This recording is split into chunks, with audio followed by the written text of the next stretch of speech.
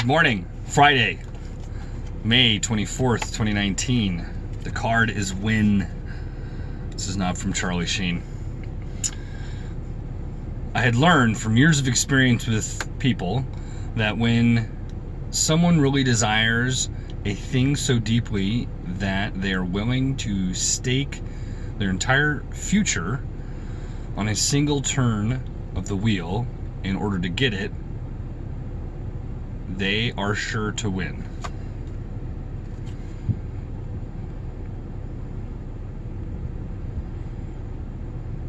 This is all about risk.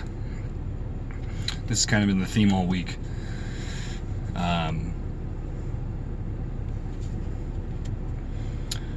This is kind of the best way to do this is a sports analogy, and I don't know how many football or basketball people are out there, because that's usually, you don't have a risk in baseball for the most part.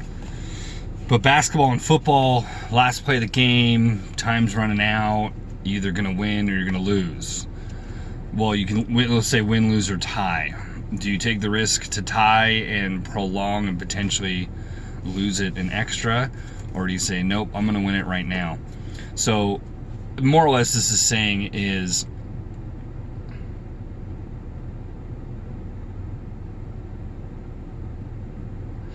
if you're willing to take the risk on usually a small margin, a small percentage, the win could be enormous.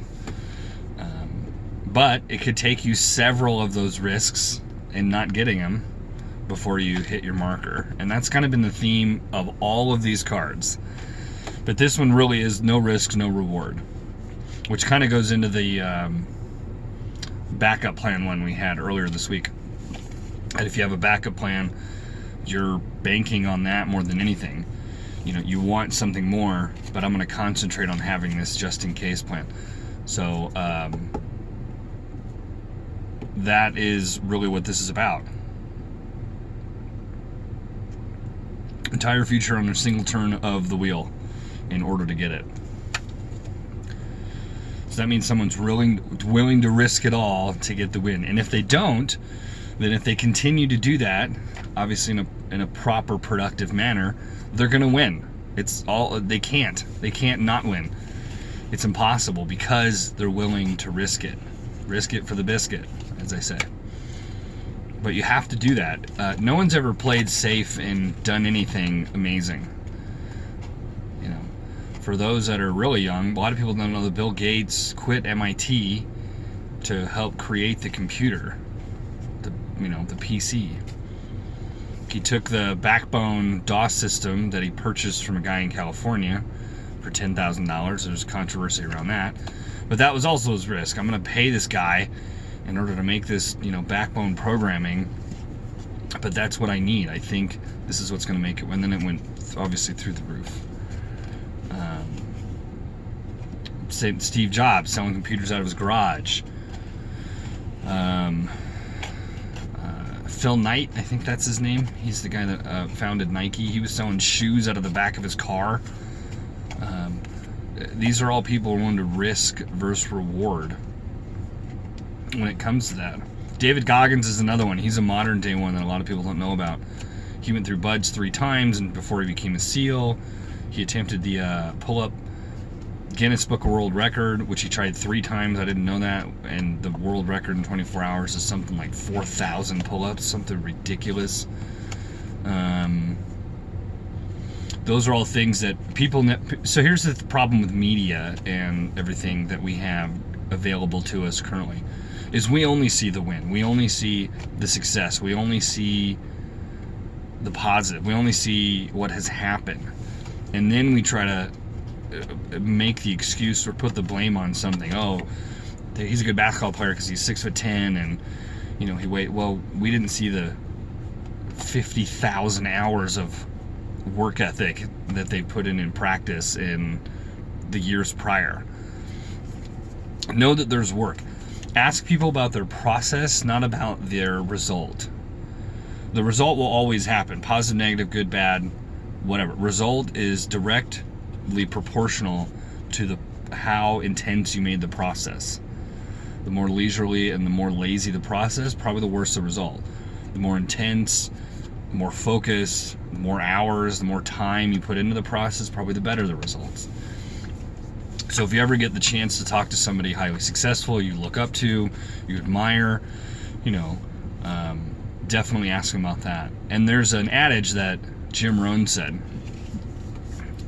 if you get the chance to have dinner with a successful person, if you get that availability, take them out to an expensive dinner and just pick their brain for hours. Now, even if you can't afford that dinner, even if that dinner's out of your price range, even if it's not in your budget, the value you'll get from the time with spending with somebody who's experienced all of what we've been talking about, it will pay for itself 1,000 times. What you also want to do is do the same thing with somebody who's broke. Talk to someone who's 50 and broke. That will give you the same insight on what not to do. So that's all about the win. The win is taking the risk. The win is moving forward. And the risk doesn't have to be with money. You can take the risk with exercise. The risk of being judged, the risk of people making fun of you, the risk of all of them. That's all risk when you go to a gym and you're way out of shape and you don't feel good. That's a risk of emotional level. Just as much risk, if not more. I always admired the person who weighed 400 pounds who got into the gym and clapping their hands or doing well, I don't even care what it is. They're there and they're doing something. That's way more impressive than giant beefcake dude bench pressing 700 pounds. That's not, you won, dude. Congratulations. You don't need to be there anymore. So, always look at that perspective with that. But the win. It is Friday, so Friday night tonight, be careful, be safe. Like, share, subscribe. If anyone you think can benefit of any of these videos, I'd appreciate it. I got a busy day tomorrow, so I don't know. The card might come out late. And then I'm reading As a Man Thinketh tomorrow. I'll show you what that looks like. It's a small yellow book. It's actually about the size of one of these cards. It's probably not much bigger. So you can imagine how easy it is to read. A child could read it. But I appreciate y'all, you guys, and I will talk to you tomorrow.